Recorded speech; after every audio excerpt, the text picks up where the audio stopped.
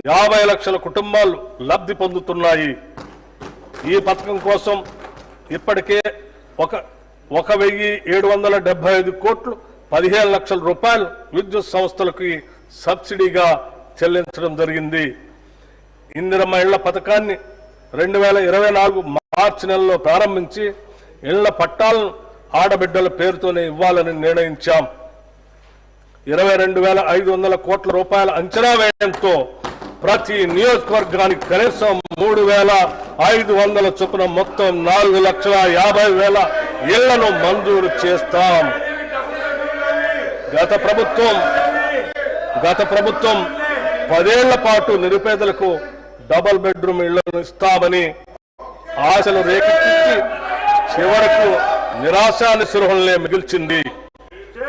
అసంపూర్తిగా నిలిచిపోయిన గృహాల్లో 34,545 నిర్మాణాలకు 305 కోట్ల 3 లక్షల రూపాయల నిధులు కేటాయించి వాటిని అందుబాటులోకి తెస్తున్నాము. అంతేకాకుండా ఔటర్ రింగ్ రోడ్డును ఆనుకుని హైదరాబాద్ నగరం నలువైపులా శాటిలైట్ టౌన్షిప్లు ఏర్పాటు చేసి అల్పాదాయ మరియు మధ్య తరగతి వర్గాలకు అందుబాటులో ఉండే విధంగా గృహ సముదాయాలను నిర్మించే ప్రణాళిక రూపొందిస్తున్నాం. రాష్ట్రంలోని నిరుపేదలకు ఆరోగ్య భద్రత కల్పించే ధ్యేయంతో రూపొందిన రాజీవ్ ఆరోగ్యశ్రీ పథకాన్ని చేతిలో భాగంగా అమలు చేస్తున్నాం. ఈ పథకం కింద ఉచిత వైద్య పరిమితిని 5 లక్షల రూపాయల నుండి 10 లక్షల రూపాయల వరకు పెంచడం వల్ల దారిద్ర్య రేఖకు దిగువనున్న 90.10 లక్షల కుటుంబాలకి లబ్ధి చేకూరింది. వైద్య వ్యయ పరిమితిని పెంచడంతో పాటు ఆరోగ్యశ్రీ పరిధిలోకి వచ్చే 1,375 వైద్య చికిత్సల ధరలను కూడా 20% పెంచాం.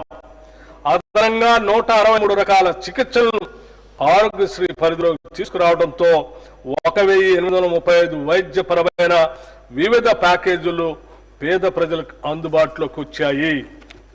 పెరుగుతున్న వ్యవసాయ పెట్టుబడి కోసం రైతులు అప్పులు చేయక తప్పనిసరి పరిస్థితి ఏర్పడింది. గతంలో చేసిన అప్పు తీరితేనే రాబోయే పంట కాలానికి కావలసిన పెట్టుబడికి రుణం దొరుకుతుంది.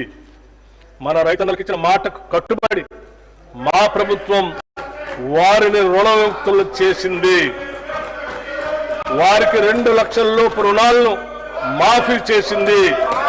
ఇప్పటి వరకు 25.35 లక్షల మంది రైతులకు 20,616 కోట్ల 89 లక్షల రూపాయలు రుణమాఫీ చేశాం. దీనివల్ల రైతులు మళ్లీ వ్యవసాయ రుణాలు పొందటానికి మార్గం సుగమమైంది. ఈ భారీ రుణమాఫీతో తెలంగాణ రాష్ట్రంలోని రైతుల ఆర్థిక మరియు సామాజిక స్థితిగతులు మెరుగుపరిచేందుకు బాటలు వేశాం. రాష్ట్రంలోని రైతులు ఎరువులు, విత్తనాలు, వ్యవసాయ పనిముట్లు కొనుగోలు చేసేందుకు పెట్టుబడి సాయంగా మా ప్రభుత్వం 2025 జనవరి 26వ తేదీన తెలంగాణ రైతు భరోసా పథకాన్ని ప్రారంభించింది. ఈ పథకం కింద రైతులకి ఏడాదికి ఎకరానికి 12,000 రూపాయలు అందుతాయి. ప్రజాధనం